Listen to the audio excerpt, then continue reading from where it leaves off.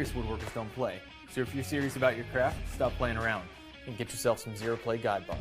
They're precision engineered to fit standard 3/4 inch miter slots using multiple opposing wedges that expand to fill the entire slot with a single touch. Building table saw sleds has never been faster.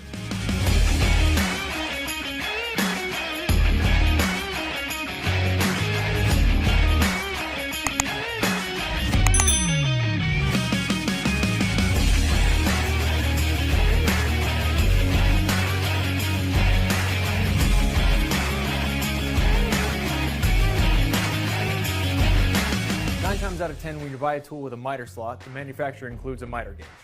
Some are better than others. You hear that? And that's why we developed the zero-play miter bar system. They quickly and easily install the sleds of all shapes and sizes. The top-down installation allows you to quickly square up your sled and make adjustments when switching from tool to tool. At 9.5 inches, zero-play guide bars can be used to build smaller, more convenient jigs, or they can be installed in tandem for larger jigs. The only limit is your own imagination.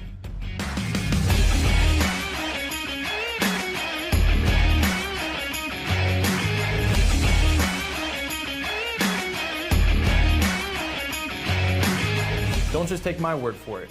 Here's what the pros are saying about zero-play guide bars. Amazon's choice and #1 best-selling miter bar on Amazon.com. 5-star review from Wood Magazine. Great fitting guide bar from Popular Woodworking magazine.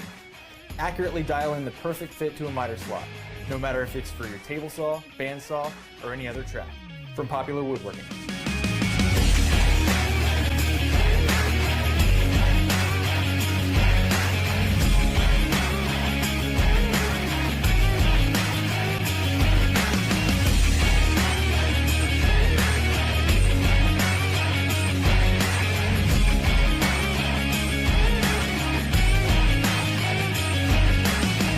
If you're ready to build better jigs and make better cuts, stop playing around.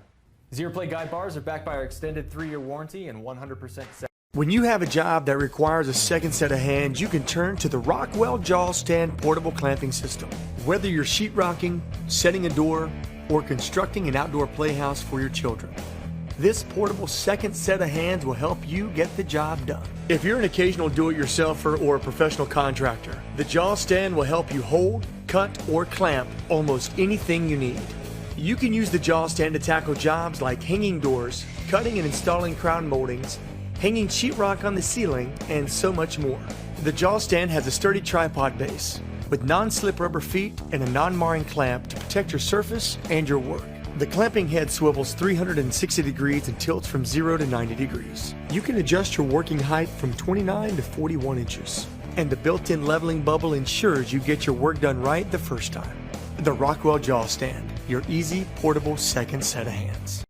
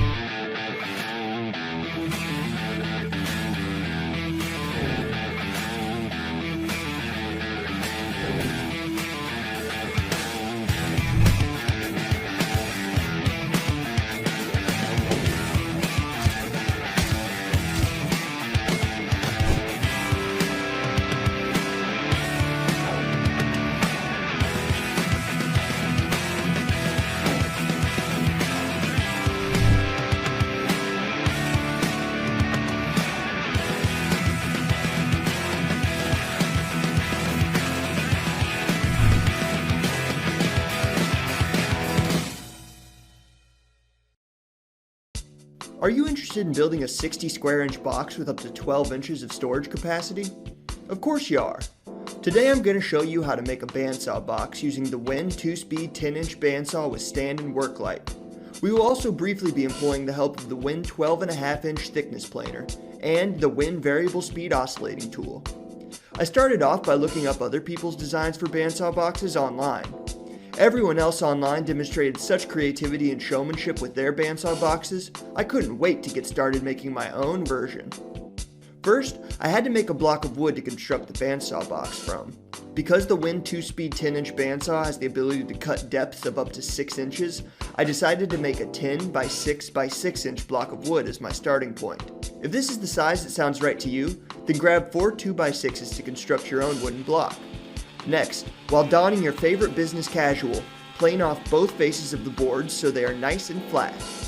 After that, glue the faces of the boards to one another with liberal amounts of glue to make sure the entire face gets covered. Finally, clamp the boards tightly to one another and leave them overnight to dry. Once the boards are nice and dry, use the WIN bandsaw to cut the slab into 10-inch segments. Now you have a nice 6 by 6 by 10-inch block of wood to work with. Next, draw or glue on the design that you want to cut out. For me, I chose a design that would be next to impossible to mess up. After quickly messing up my design, I decided to revise my plans to something even easier, a half circle. A few things for beginners to consider. First and foremost, understand the relationship between the width of the blade and the turning radius of the saw. If you don't think your saw blade is turning sharp enough, then you may need a thinner blade. Once you have cut out the box, the next step is to cut a flat piece off the back. Set this piece aside, as you will need to be gluing it back on at a later point in time.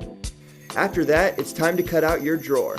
For mine, I chose to slice off the bottom of the slab in order to have easy access to cutting out my drawer. To make your drawer, cut out a solid piece from the center of the block.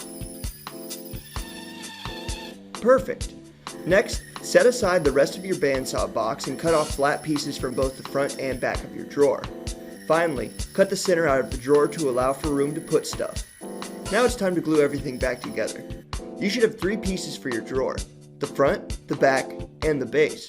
Go ahead and use wood glue and clamps to put these back together, leaving out the middle piece in order to leave room for stuff inside your drawer.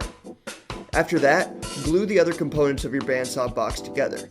Clamp them and leave them to dry separately from the inside drawer piece. Once the pieces have had time to dry, unclamp them and then see if your drawer fits. Odds are, it'll take a little sanding in order to get it the right size.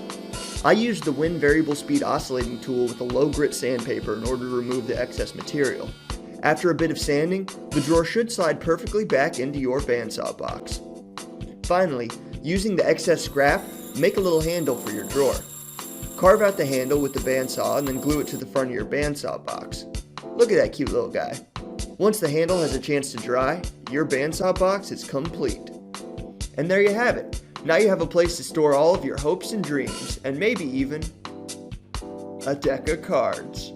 So remember, when you need a simple woodworking project idea, remember when.